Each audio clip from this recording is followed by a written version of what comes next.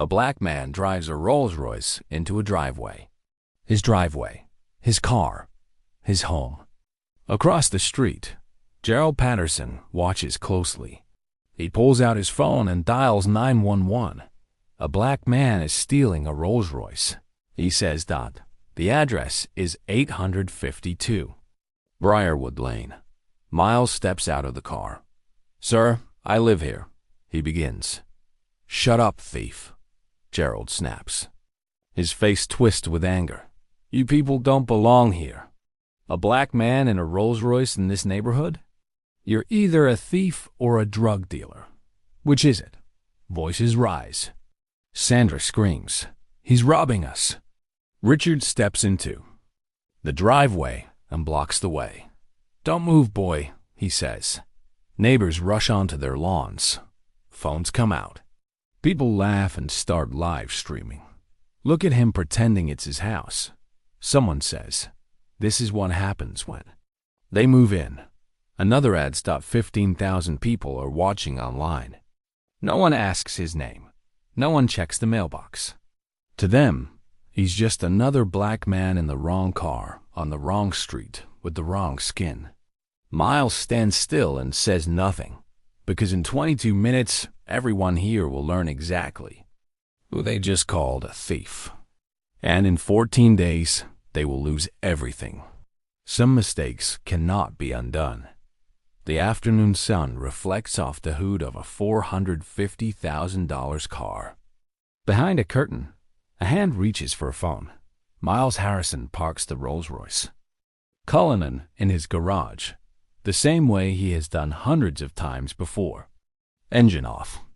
A deep breath. Home. The July heat presses against the windshield. Georgia summers do not apologize.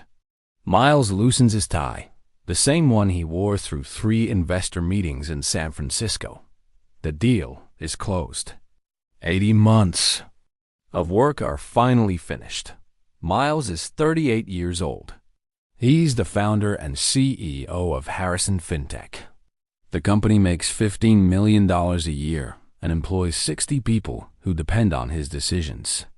2 years ago, the Atlanta Business Chronicle named him one of their 40 under 40. That plaque hangs in his downtown office next to another one he values even more. It reads, Community Partner of the Year, Briarwood Police Foundation, 2023. Over 3 years, Miles has donated $500,000 to local law enforcement, youth basketball programs, a community center on 5th Street, officer wellness projects. He believes in building bridges. He believes in showing up. What he does not advertise is his seat on the board of Whitfield Industries. The company makes precision parts for aerospace and defense. 3,000 employees. Headquarters just 40 minutes from this driveway. Miles joined the board 5 years ago after helping them survive a major PR crisis. They owe him. And they remember. His cufflinks catch the light inside the garage. Small gold with the Whitfield logo. A 10-year board service gift. He wears them to important meetings.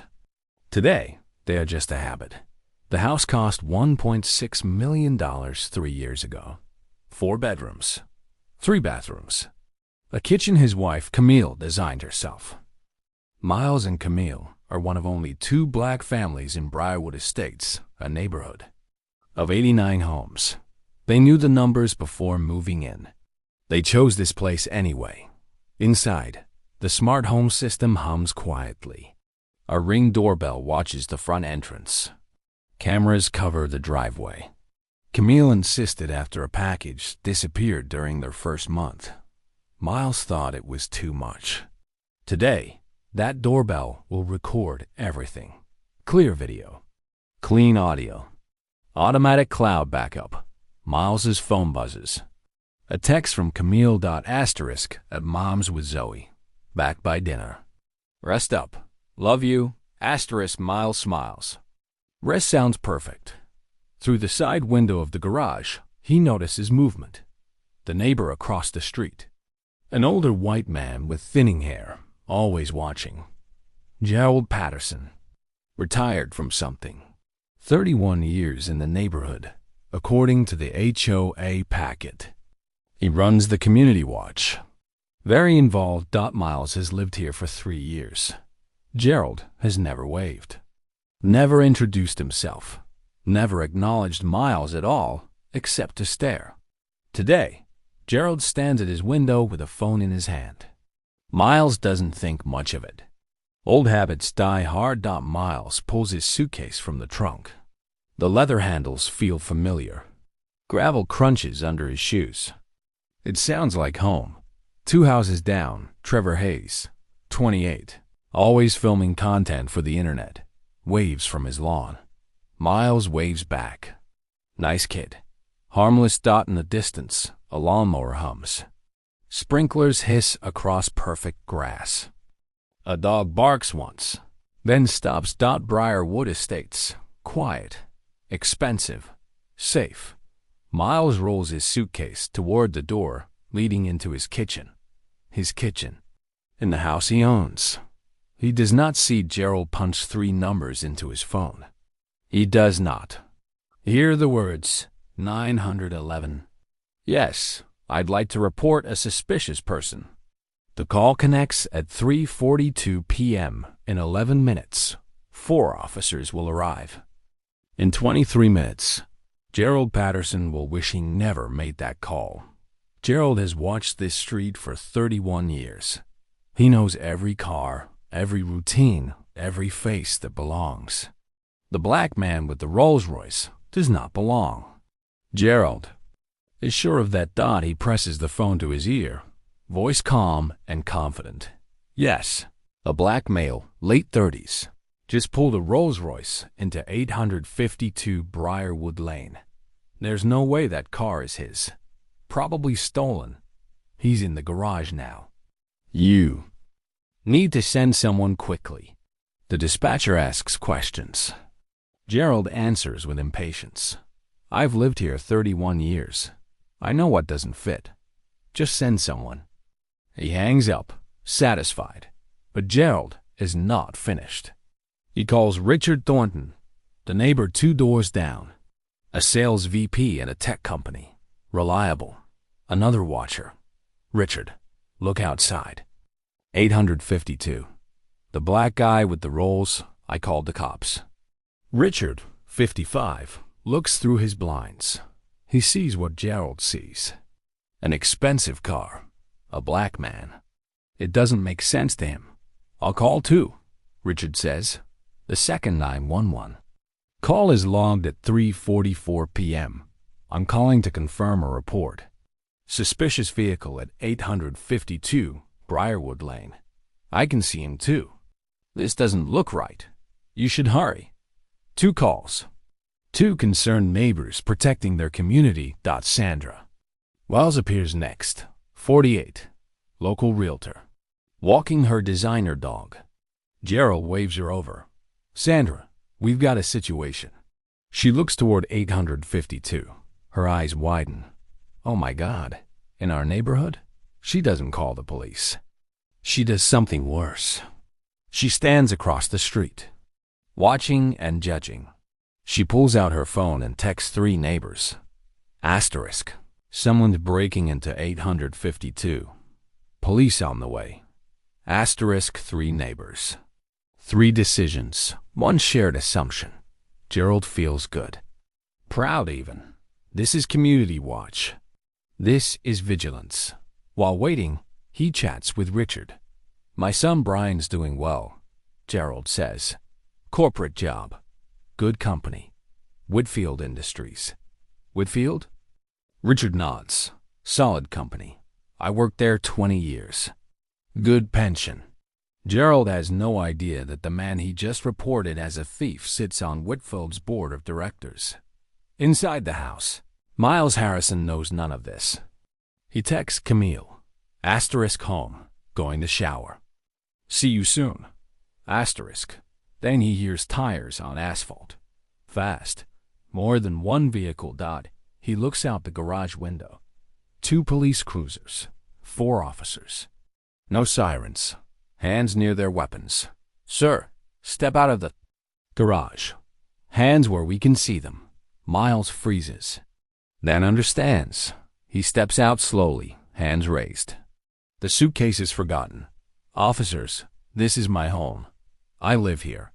Officer Derek Bradley, badge number 4412, keeps his hand on his gun. Young, nervous. We receive multiple calls about a stolen vehicle.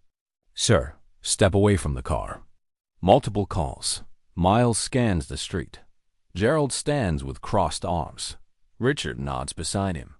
Sandra records from across the road. 3 neighbors watching. Waiting to be proven right? Sandra's voice cuts through the air. That's not his car. I've never seen him before. Miles stays calm. Ma'am, I've lived here for 3 years. She wouldn't remember. She never looked. Trevor Hayes steps onto his lawn, phone already raised. Camera rolling.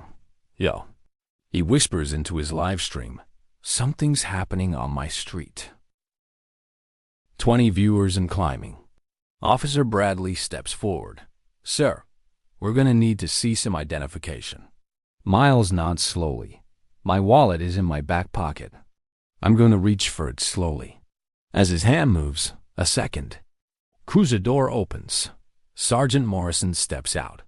He looks at Miles Harrison and freezes. His face changes instantly. At that moment, Gerald Patterson's perfect Saturday begins to fall apart. Sergeant Morrison is 45 years old. He has spent 22 years on the force. He knows many people in Briarwood County. And he knows Miles Harrison. Wait, Morrison says firmly. Mr. Harrison. Miles Harrison. Officer Bradley's hand hovers near his holster. Sarge, stand down. Morrison cuts in. His tone leaves no room for debate. Bradley hesitates. We got 2 separate calls. I know who this is, Morrison says. His posture shifts. Tactical becomes apologetic. Mr. Harrison, sir, I am so sorry about this. Across the street, Gerald Patterson watches. He can't hear the words, but he sees everything change. The officers who arrived tense and armed now look uncomfortable, almost embarrassed. Something is wrong. Something Gerald did not expect. Morrison speaks quietly to Bradley. This is Miles Harrison. Harrison FinTech, the community center on 5th Street, the Youth Basketball League. Bradley's face changes as recognition hits. Morrison continues. He's donated more to this department than everyone on this street combined. Gerald steps forward, still confident. Still sure. Officers, thank you for responding so quickly. I knew something was off. Morrison turns to him. His expression is cold. Sir, you called the police on a man standing in his own driveway. I didn't know. Gerald stammers. You didn't ask. Silence. Gerald's mouth opens, but no words come out. Miles finally speaks. His voice is calm, controlled, quietly powerful. Officer, my license, registration, and house deed are inside. Would you like to verify? Morrison shakes his head. That won't be necessary, Mr. Harrison. We're done here. He turns to Bradley. Apologize to Mr. Harrison. Bradley straightens. Sir, I'm sorry. We were just responding to Miles. Raises a hand. I understand. You were doing your job. His eyes move across the street. Gerald, Richard, Sandra. They made the calls. The word calls lands hard. Plural. Richard shifts beside Gerald. Miles looks directly at Gerald for the first time. Patterson, right? Gerald Patterson. Gerald blinks. Yes. You retired from Whitfield Industries, correct? Gerald puffs. Up slightly. Pride takes over. 30 years. Good company. It is, Miles says evenly. I sit on the board. Have for 5 years. The color drains from Gerald's face. Miles continues gently. You have a son there, don't you? Brian. Patterson, middle management. Gerald can barely speak. How? How do you? Small company, Mr. Patterson. Miles replies. I know most of the leadership team. A pause. And their families. Everything connects at once. Board member. Son's job. Pension. Reputation. All of it suddenly fragile. Miles gives a small, terrible smile. Small world. Richard Thornton has heard every word. His face turns gray. He takes one step back, then another. Then he walks quickly toward his house, pretending he was never there. Sandra Wells is already gone. Speed walking down the sidewalk. Phone to her. Ear. Acting innocent. The group dissolves in seconds. Miles turns back to the officers. Just so you know, my Ring doorbell recorded everything. Audio and video. 4K. Morrison nods. Understood, sir. Gerald's stomach drops. Everything is recorded. Everything permanent. Trevor Hayes' live stream hits 15,000 viewers. Comments pour in. Who is this guy? The old dude's face just collapsed. Miles straightens his tie. Brushes imaginary dust from his sleeve. Mr. Patterson, I'm going to go inside now. Hug my daughter when she gets home. Have dinner with my family. In my house. Next to the car I own. He pauses. You have a good evening. The door closes. A soft click. Gerald Patterson stands alone on his perfect lawn. The police cruisers pull away. One officer looks back, not with respect, but with disgust. Richard is gone. Sandra is gone. The neighbors disappear behind curtains. Gerald stares at the phone in his hand. The same phone he held minutes ago. So confident, so sure. Dialing 911 to protect his community. His hand shakes. He walks back to his house on legs that barely feel real. Opens the door. Steps inside. Barbara looks up from the kitchen. Gerald. What happened? I saw the police. He doesn't answer. He can't. He closes the door. Leans against it. Slides down until he's sitting on the floor. The phone feels like a weapon. A grenade he already threw. And Gerald Patterson feels it. The regret. Immediate. Crushing. Not because he's sorry for what he did. Not yet. That comes later. He's sorry he got caught. Sorry the man he targeted turned out to matter. Sorry he didn't get away with it this time. 31 years of watching this neighborhood. 31 years of deciding who belongs. And with one phone call, Gerald Patterson becomes the one who doesn't. He feels it in his chest, in his stomach. In the shaking that won't stop. The regret is instant. The consequences will take 14 days to fully arrive. But sitting on his floor, staring at nothing, Gerald already understands. He's lost everything. He just doesn't know how much everything means yet. By morning, 14 million people will see what Gerald Patterson did. By Tuesday, his neighbors stop returning his calls. By the end of the week, his own son publicly denounces him. The videos hit the internet within hours. At 9:47 p.m., Miles Harrison posts the Ring doorbell footage on Twitter. No commentary. No hashtags. Just one sentence. This is what happened in my driveway today. 4K video. Perfect audio. Gerald's face clear. Sandra's voice accusing. The police shifting from aggressive to apologetic in real time. By midnight. 2 million views. Trevor Hayes uploads his live stream separately. A different angle. Gerald's confident walk. The conversation Miles couldn't hear. The moment Gerald's face collapses. 50,000 watched it live. By morning, 3 million watched the replay. 2 angles. One truth. No room for doubt. The internet does what it always does. By 6 a.m. Sunday, Gerald Patterson is identified. Full name, address, employment history, LinkedIn screenshots saved before deletion. Retired from Whitfield Industries. 30 years. Someone connects the dots. Brian Patterson, middle manager. Whitfield Industries. Miles Harrison, board member. Whitfield Industries. The story explodes. This man called the police on his son's boss's boss. 100,000 retweets. Richard Thornton is identified next. Sales VP, 25 years at Kendrick Technologies. Second 911 caller. His voice on the recording. Sandra Wells follows. Local realtor. Her Zillow profile spreads. Her face yelling accusations. By Sunday noon. All three names trend in Georgia. By evening. Nationwide. Briarwood. Karen justice for Miles 3 calls 3 lives. Gerald deletes his Facebook. Too late. Screenshots everywhere. His final post reads, I was trying to protect the neighborhood. 1,400 replies. None supportive. Richard locks down his accounts. His company's HR department fields nonstop calls. Sandra's real estate. Website crashes. Her Google rating falls as reviews flood in. Miles Harrison posts one final message.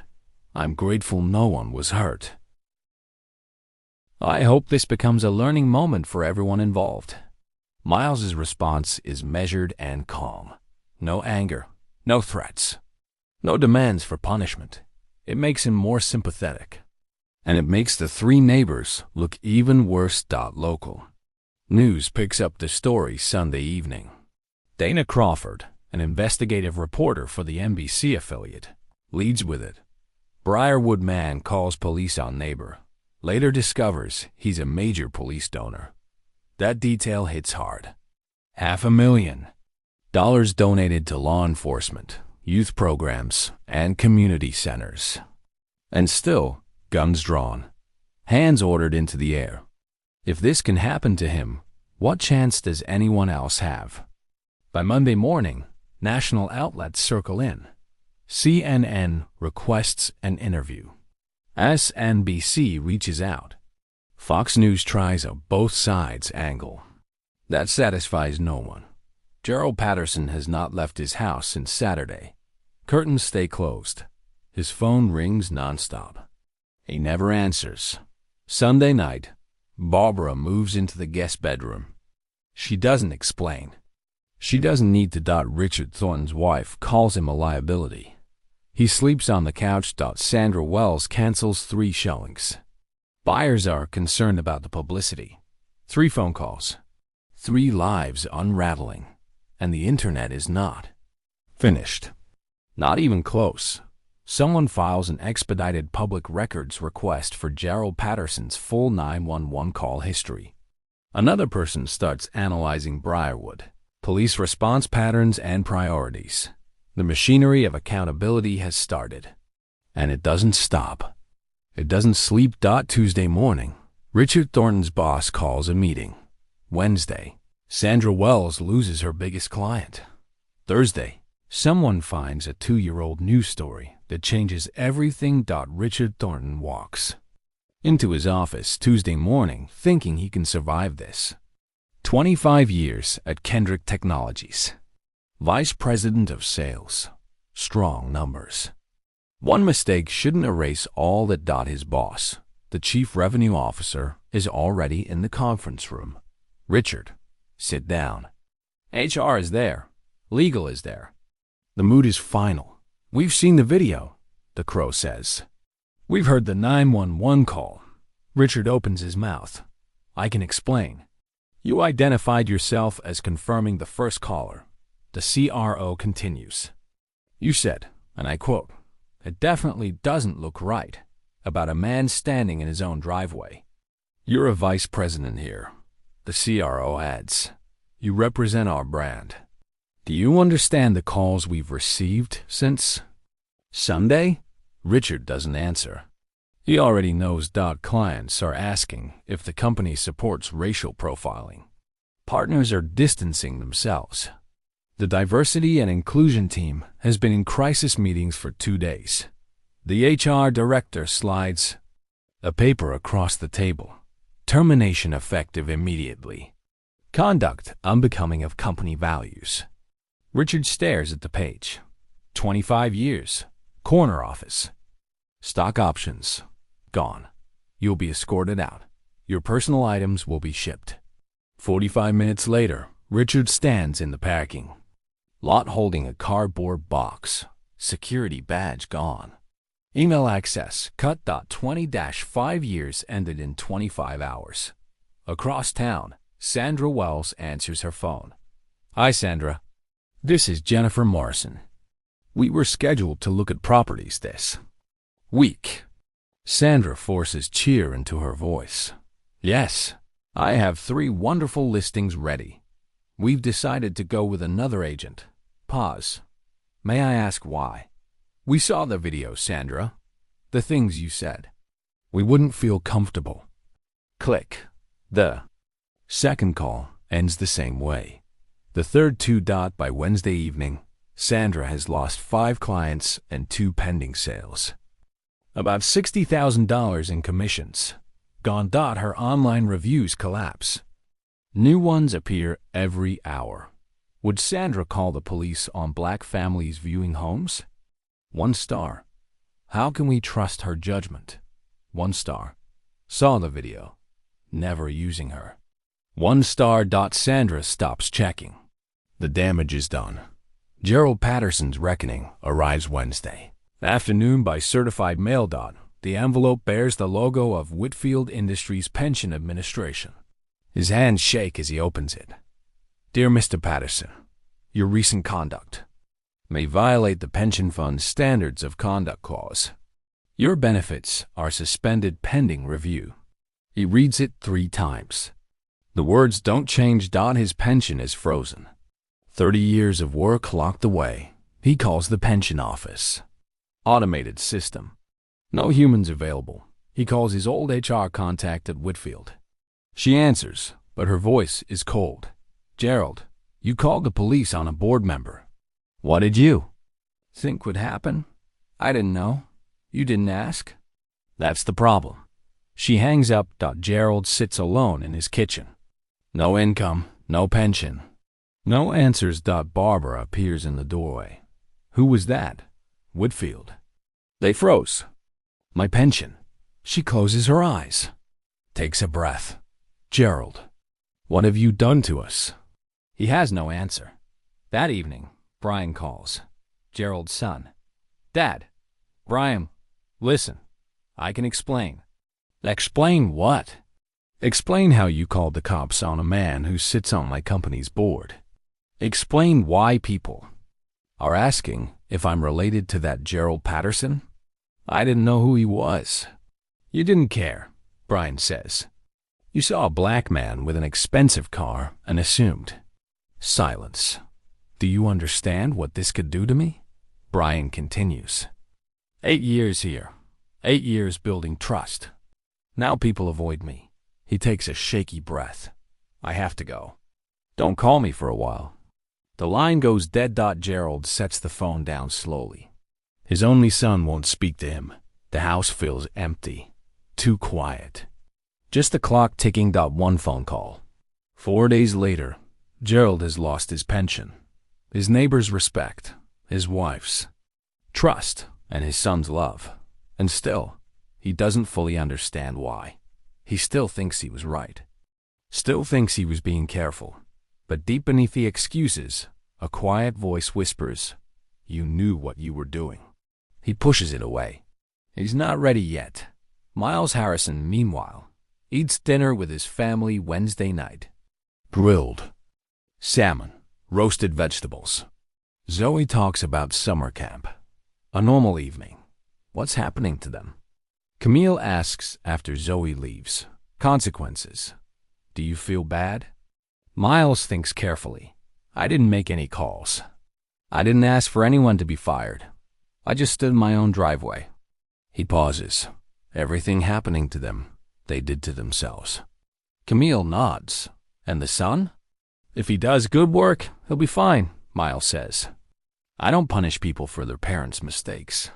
He pauses again. Gerald does. That's the difference. Outside, the Georgia evening settles over Briarwood Estates. Sprinklers hiss. Birds quiet down. The neighborhood looks the same, but something has changed. Permanently. Gerald Patterson made 1 phone call, and by Thursday morning, someone finds a story from 2 years ago. This is a story about a 19-year-old boy. A story that changes everything. Early Thursday morning at 7:23 a.m. A Twitter user shares a link. It leads to a local news article from September 2022. The headline reads, Briarwood teen shot by police.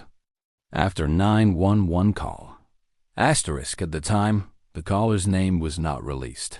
Now, it is. The link spreads across Twitter fast, like fire on dry grass. People open the article again. Same headline. Same words. The investigation found no wrongdoing. The article tells the story of Deshaun Carter, age 19. He was waiting for an Uber after a tutoring session. He stood on a street corner, 2 blocks from Gerald Patterson's house. Someone called 911. They reported a suspicious teenager acting nervous. They said he might be watching houses. Police arrived. Deshaun had a documented anxiety disorder. He panicked. He ran down an officer, fired 2 shots. One hit his back. One hit his leg. Deshaun survived. Barely. He suffered a T10 spinal injury. He is permanently paralyzed from the waist down. The original article did not name the 911 caller. Privacy rules protected that information. But the internet does not protect privacy. Online users find Gerald Patterson's 911 call history. They compared dates. September 2022. Gerald made a call. They compare locations. 2 blocks from Gerald's house. They compare language, suspicious, nervous, watching houses.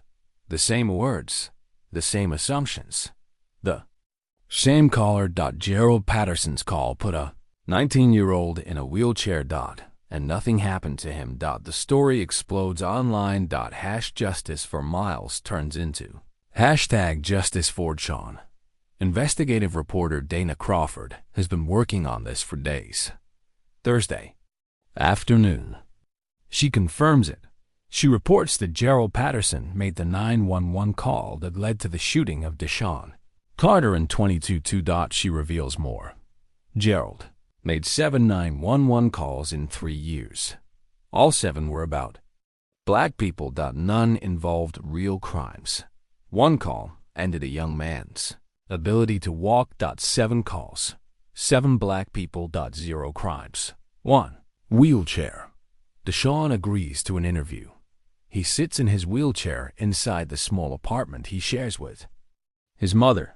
I was 19, he says. His voice is calm, but his hands grip the armrest tightly. I was waiting for my ride after tutoring. Set prep. I wanted to go to college. He pauses. Now I'll never walk again. Until this week, he did not know who called 911. He did not know the caller's name. He did not know. That man was still out there, watching and calling. Deshaun's mother, Gloria Carter, sits beside him. She has stayed silent for 2 years. Now, she speaks. My son had a full scholarship to Georgia State, she says. Engineering. Gone. They have over $300,000 in medical debt. She works 2 jobs. Her son needs care she cannot afford. She looks directly into the camera. Gerald Patterson went home to his nice house and his nice pension, she says, and he kept calling the police for 2 more years. Then he finally called on the wrong person, Miles Harrison. Miles sees the interview. He contacts Deshaun. Through his lawyer, he offers help with legal costs and support services. Deshaun responds simply, all I wanted was for someone to care, for someone to see me. Thank you for seeing me. Miles, people see you now. A lot of people. On Friday, the FOIA results are released. Gerald Patterson's full 911 call history becomes public. 7 calls. The pattern is clear. March 2022. Suspicious vehicle. Black delivery. Driver. No crime. September 2022. Suspicious teenager. Deshaun Carter. Shot. September 2022 again. Possible break-in. Curtis Webb. A black contractor at the wrong address. Detained for 20 minutes. No crime. April 2023. Unfamiliar person. Denise Foster. A black real estate agent showing a home. No. Crime. January 2024. Littering. Black teenager waiting for his mother. No crime. June 2024. Suspicious activity. Black landscaping crew working. No crime. July 2024. Miles Harrison. His own driveway. His own car. His own house. 7 calls. All black individuals. 0 crimes. 1 shattered spine. 1 destroyed family. 1 man who kept calling. Friday evening. Gerald Patterson's lawyer releases a statement. It says, Gerald acted within his rights and in good faith. It says police decisions were not his responsibility. No one believes it. CNN covers the story. MSNBC runs a segment. Even Fox News finds no defense. Curtis Webb comes forward. He explains he was reported while checking an address for work. Denise Foster speaks next. She says Gerald followed her while she worked. She lost a client because of it. Then, more people speak. 3 voices. Then 4. Then 5. Gerald Patterson is not just one angry neighbor. He is a pattern. And now everyone knows. Gerald decides to fight back. He hires a lawyer. He files a lawsuit. He claims he is the real victim. He hires Charles Whitmore, a defense attorney. Whitmore is expensive. Gerald uses his savings. The strategy is simple. Claim defamation. Claim harassment. Blame the internet. A press release goes out. Saturday morning. 1 week after the incident. It says Gerald Patterson is a victim of false accusations and online harassment. It promises legal action. Gerald feels confident. He thinks he is finally fighting back. The response is immediate. And brutal. Legal experts explain the truth. Defamation requires lies. Everything shared online is real. There is video. There is audio. There are 911 recordings. You cannot defame someone using their own words. The lawsuit goes nowhere. Online. The press release becomes a joke. Memes spread fast. More people come forward. A housekeeper. A jogger. Each story adds to the pattern. By Sunday, Whitmore calls Gerald in. This lawsuit won't work, he says. It will only keep your name in the news. More people will keep speaking out. Gerald refuses to quit. I'm not admitting I did anything wrong. You don't have to, Whitmore replies. You just have to stop making it worse. Whitmore suggests selling the house, starting over. Gerald stares at him. I lived here for 31 years. He says 1 week destroyed all of it. That's reality, Whitmore answers. Gerald returns home feeling empty. His wife, Barbara, barely speaks to him. She sleeps in another room. Saturday night. She finally talks. I stood by you for 35 years, she says, but I cannot stand by this. She mentions the video. The calls. The boy in the wheelchair. Her voice breaks. I didn't marry a man who does this, Barbara says. Gerald reaches for her hand. She pulls away. Fix this, she says. Find a way or I'm leaving. She walks upstairs. The door closes. Gerald sits alone in the living room. No TV. No phone. Just silence. And the slow, sinking realization that everything he built is crumbling. He still doesn't fully believe he deserves it. Gerald hired a lawyer. Filed a counter lawsuit. Called himself the victim. It lasted 4 days before his own attorney told him to stop. If you've ever watched someone dig a hole deeper, you know this feeling. But the worst call Gerald will receive isn't from his lawyer. It's from his son. Monday morning. Gerald's phone rings. Brian's name appears on the screen. This isn't a conversation. It's a goodbye. Brian speaks. His voice is not the same as Gerald remembers. Dad, I need you to listen. Brian, what's happening? Gerald asks. I've been put on a performance review. Effective immediately. Gerald's stomach drops. What? You've had excellent reviews for 8 years. Friday afternoon, HR calls me in. They said, concerns about my fit with company culture. That's because of you. Everyone at Whitfield knows. Everyone saw the video. Everyone knows my father called the cops on a board member. Miles Harrison doesn't matter. I'm toxic by association. People avoid me. My own team avoids me. I'm being pushed out slowly, quietly, professionally. Gerald grips the phone. I'll call someone. I'll explain. Explain what? Brian asks. That you didn't know who he was? That you only profile strangers? Brian laughs bitterly. There's nothing to explain, Dad.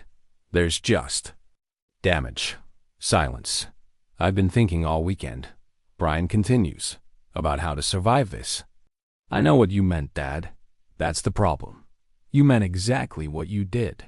You saw a black man who looked too successful and decided. He didn't belong. You've been doing it for years. I just never thought it would come back on me. Gerald has no response. I'm releasing a public statement today, Brian says. What kind of statement? One that separates me from you. That says your views don't represent mine. That might save my career. Brian, you can't. I have to. I have kids, a mortgage. I can't lose my job because you couldn't mind your own business. Brian takes a breath. Don't call me for a while. Maybe a long while. I need distance from you, from this, from everything. Goodbye. Dad. Click. Gerald sits with the dead phone in his hand. His son, his only child, gone. At noon, Brian posts a statement on LinkedIn. My father's actions do not represent my values. I am horrified by what I've seen. I stand with Miles Harrison and Deshaun Carter. I donated to Deshaun's GoFundMe. What my father did was wrong. I am committed to being better. Gerald reads it 17 times. Each word cuts. That evening, Barbara shows him the post. Your own son had to denounce you publicly to save his job, she says. I know, Gerald whispers. Because of you. Barbara leaves the room. Gerald sits alone. No allies. No defenders. No son. One phone call. Everything lost. Tuesday morning. Barbara removes her rings, sets them on the counter, and starts making calls. The divorce filing appears in Fulton County records. Barbara. Patterson versus Gerald Patterson. Irreconcilable differences. Gerald learns about it from a news alert, not from his wife. Barbara releases a public statement. I loved Gerald for 35 years. But the man in those videos is not the man I married. I cannot stay associated with someone who has caused so much harm. I stand with the victims of my husband's actions, including Deshaun Carter, to whom I have personally apologized and offered support. Gerald reads the statement at the kitchen table. The kitchen feels like a museum. A life that no longer exists. Barbara packed her things Monday night. She didn't explain, didn't argue. She drove to her sister's house. Gerald stayed frozen in the living room. The house echoes. Gerald hasn't shaved in 4 days. Same clothes. For 3 days, takeout containers pile up. Delivery drivers leave food at the curb. Richard Thornton won't return calls. Sandra Wells has moved temporarily to her daughter's house. Her business is dead. She is considering a career change. The neighbors have decided. Those who smiled at Gerald for 31 years now cross the street to avoid his house. The HOA president sends a warning email about conduct and community standards. Children are told not to ride bikes past his driveway.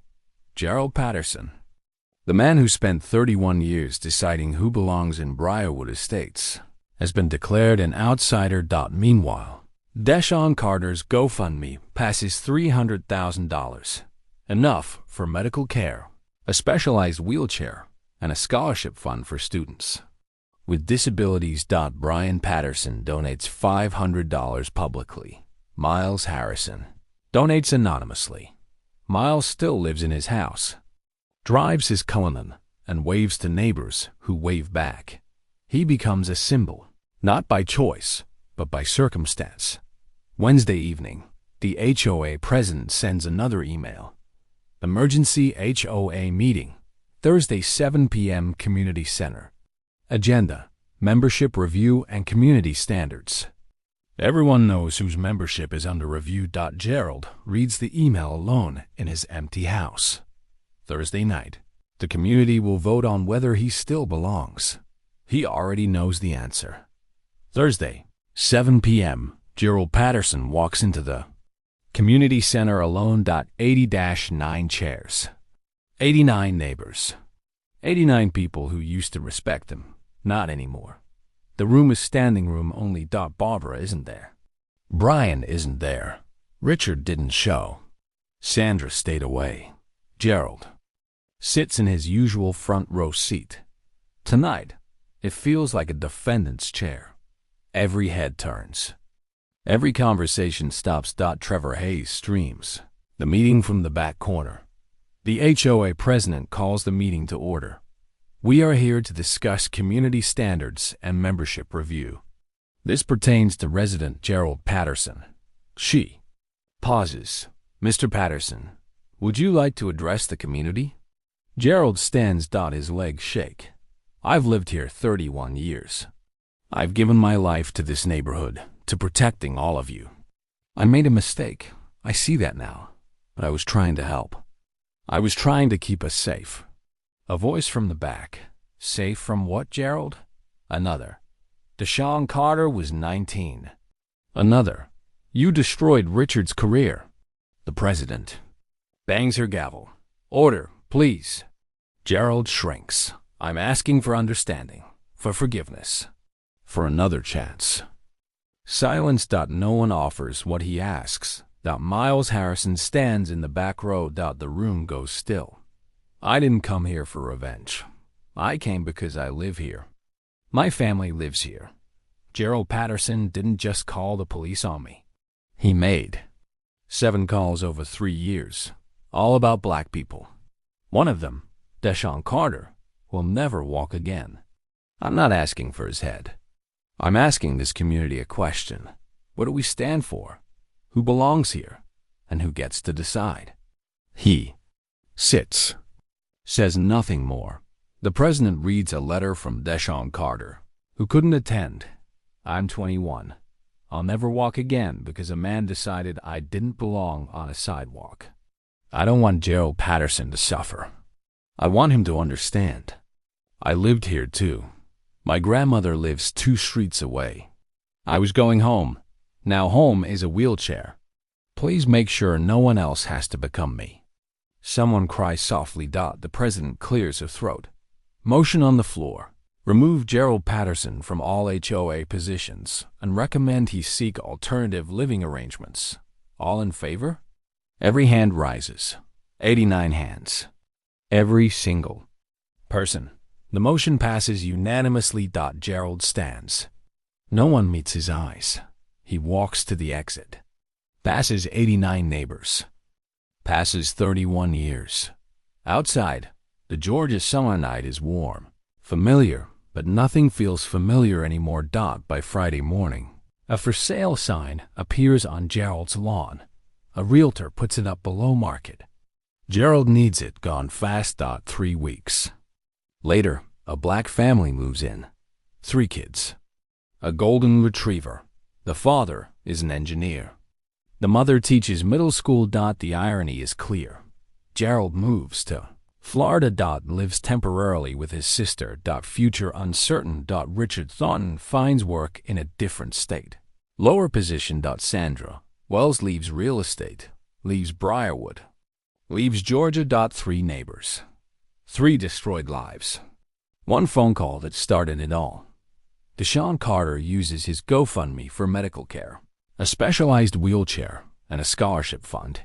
He speaks at community events.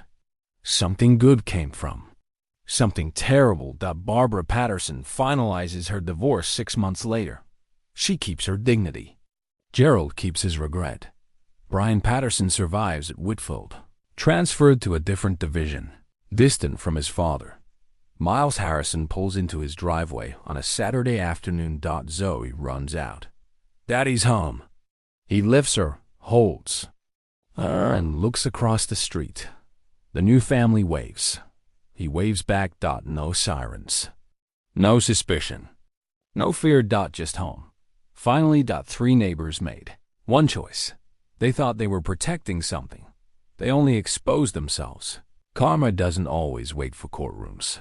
Sometimes it arrives in 4K, with perfect audio and a 14-day countdown. If you've ever been judged before you spoke, or watched someone learn exactly who they messed with, drop a comment. What would you do if this happened in your neighborhood? Subscribe for more stories where karma delivers. Share this video because somewhere right now, another Gerald Patterson is watching from his window.